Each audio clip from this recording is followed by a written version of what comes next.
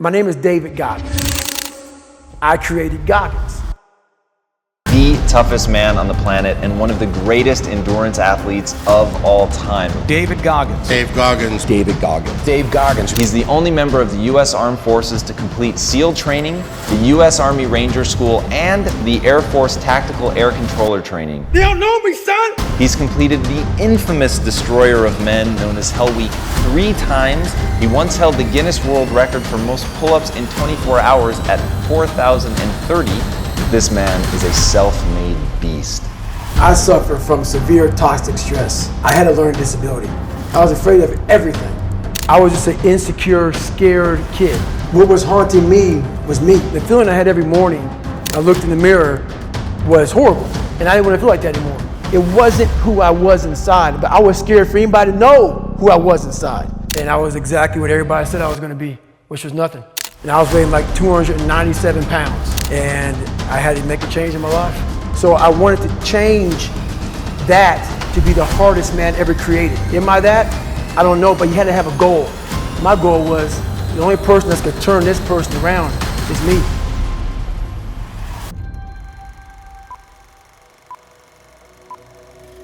I was born in Buffalo, New York. Yeah, that's right. Okay. And I went from Buffalo to Indiana, and then from Indiana to Indianapolis, Indiana. We lived on Paradise Road. Yeah. We lived on Paradise Road, and it wasn't so paradise. No, it was anything but paradise, man. You know, once those doors shut, Yeah. you know, my dad gave everybody a different view of him. He wore the nice tailored That's suits. right. He smiled. That's right. Yeah. Your dad's amazing. Those doors shut, man, and the devil himself came out. So it was rough, and that's why my foundation was so beaten down at a young age. And what most people do is they see this world and they look at it as an excuse to get out of it. I started looking at it as this is the ultimate training ground for the rest of my life. Mm-hmm. I have all these valuable lessons, because if you look out in the world right now today, it's not a nice place, but I'm very prepared for it. Happiness, peace, enlightenment, it's all up here, man. It's all up here. If I start talking like this, people go, man, you know, no, it's the truth, man. Yeah. It is true. It's all up here. You just gotta be willing to go and face it. And that's the hard part. I mean, I suffer from severe toxic stress. And that was one of the big reasons why I had a learning disability. My focus in life was way off. I was afraid. I was afraid of everything. The Klan headquarters at that time was about 20 minutes from where I lived. One of the high ups in the KKK, son, sat behind me in 2 classes, so he called me all the time. Got my first car, they spray painted, we're gonna kill you on it. So I was just an insecure, scared kid. I'm not the smartest kid in the world. Okay.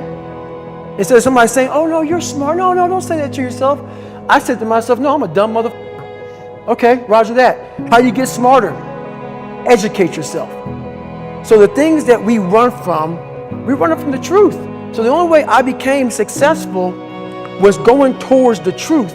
As painful and as brutal as it is, it changed me. It allowed me to become, in my own right, who I am today. Through my journey, I figured out the one piece I was missing. I thought it was cars. I thought it was women. I thought it was money. I thought it was everything. The one piece I was missing was me having the courage to face myself. And once you do that on a daily basis, it's not about the running. People's gonna be just about working out. Where I got my work ethic from was the hours I had to spend learning this. My junior year in high school, I missed a whole bunch of school, was lying to my mom, had like a 1 point something GPA. I was just jacked up. I was in one of the worst spots in my life. And my mom was going through a lot of shit too, and she didn't have time to sit back and baby me. And it was me against me. My pants were down to my knees. I was not, whatever was going on, I was in a bad shape. So I went to the bathroom. The reflection in it revealed a lot of bad things. A lot of things that I was hiding behind the saggy pants. And I'm looking at myself in the mirror going like, God, dog, dude, you are something else, man. Like, you have created a character. I want to be at the cool guy table, and whatever I could do to get attention, I did. It wasn't me. It wasn't who I was inside, but I was scared for anybody to know who I was inside. I started shaving my head when I was 16 years old. And the feeling I had every morning when I looked in the mirror was horrible. And I didn't want to feel like that anymore. And how I felt was a kid going nowhere, a kid that was scared. And most kids will accept that and look for help. But the best thing that happened to me, no one helped me. No one felt sorry for me. No one looked at me and said, like this day and age, they'll take you in and they'll tell everybody, stop picking on this person. Back then, they didn't care. The most important conversation you'll ever have with your life, in your life, is when you have yourself. Don't be afraid of the reflection in the mirror, because that's all you can be afraid of. Once you overcome the reflection in the mirror, you've done it. It's not in that comfort zone. It's in the discomfort zone is where my confidence is getting built. That's where it's getting built. But people want an easier answer. Yeah. There has to be an easier way.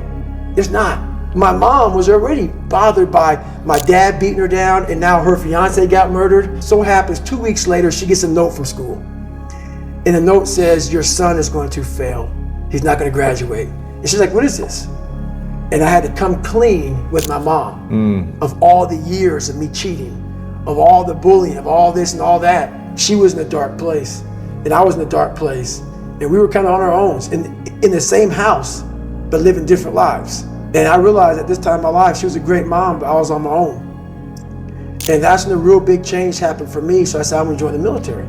The only way out for me at that time was death. I'm going to be a Navy SEAL. Or I'm going to die. Or I'm going to die trying. Yeah. Period. I had to use all this negative shit that was making me weak and horrible as a person. I had to use this as the power that now fueled me. I had to flip it on its head and say, hold up. This might be exactly what I need. The darkness is exactly what I need. It's how you look at your situation. Never pick the easy road, ever in your life. That is the one road that is doom. It is doom. If you want something like 6-minute abs, all these different things, and people want it so fast, you may achieve what you wanted, but you want the permanent fix. The permanent fix comes from the hard road. The hard road gives you permanent results. Every morning I would wake up at 3:30 in the morning, 4 o'clock in the morning, go to my dive cage, go in there before anybody saw me. I'd get duct tape, and I would tape from my forefoot all the way up to the mid of my calf, and I would put 2 black socks on. And so I ran not using the pivot. Oh my gosh. And I ran my hip flexors. So for the first 45 minutes to an hour, I was in absolute excruciating pain. But what motivated me through that whole process was the fact that this kid came from that. I'm in the hardest training in the world, in the worst shape of my entire life. What if I can graduate amongst these studs? Wow. What haunts me the most is that if I would have died at 300 pounds, let's say I was 75 years old, I got to heaven, and God has a chart like that on everybody's life. God knows all. Let's say that. I don't care what you believe in. Doesn't matter. I'm not judging anybody. But let's say my thing is God. You get to heaven, I'm 300 pounds, I sit down, I was a cockroach terminator my whole life, and we're sitting down just like this. You're God and I'm David. And he gives me that chart, and he says, look at this. And I'm looking at this chart, and on the chart it has all these different things, but my name's on it. But these things aren't me. I was gonna change the world. I was gonna set records. I was gonna be a Navy SEAL. I was gonna be all these things in the military that I accomplished. You're gonna get the VFW award. You're gonna be honored here, honored there. And I'm like, God, this isn't me. Like it says David Goggins, I was an Ecolab guy. I sprayed for cockroaches and I'm 300 pounds. It says here I'm 185. It says here I got a bachelor's and a master's. It says all these things. And God goes, no, that's who you were supposed to be. But I never blamed God for anything he did to me. So I wanted to change that to be the hardest man ever created. Am I that? I don't know, but you had to have a goal. And my goal when I was sitting there, not going to school, being bullied, having no self-esteem, my goal was the only person that's gonna turn this person around is me. We're all in the same boat here. Some boats may be bigger than others, but we all have problems. In the race of life, life's not gonna give you a glass of water when you're thirsty. And I realized that. And once again, people are like, my God, your life is horrible. It's not. Yeah. This is how I live. So I broke the Guinness Book of World Records for pull-ups a long time ago, but I failed at it twice. And I did 67,000 pull-ups in trying to break this record. So to do 4,030 pull-ups, I had to do 67,000 for training for that. What I did to myself to become who I am today, it takes a great toll on your body. So I believe God gave me time to rest, and he took me out of commission. Not even the mind of Goggins could get me back up. So I had about a good 6-7 months where I was out. And when I was out, I had time to reflect on all I had accomplished. And that was the first time in my life where I sat back and said, wow, I was just a scared kid that found drive and passion to be something much better than what he thought he was. You are your own hero. You are your own leader. You are your own master. We idolize so many people, and we want to be them. We want to be someone else. And in doing that, you lose all the potential of who you are. You mimic, you be them, you are them, you become them, and you lose you. So I get the VFW award for the Americanism Award for military service and giving back. I'm as human can be. That's why what you see is what you get. At that moment when I was giving my speech, and I thanked my uncle for being there, and I got to my mom, it wasn't just about her.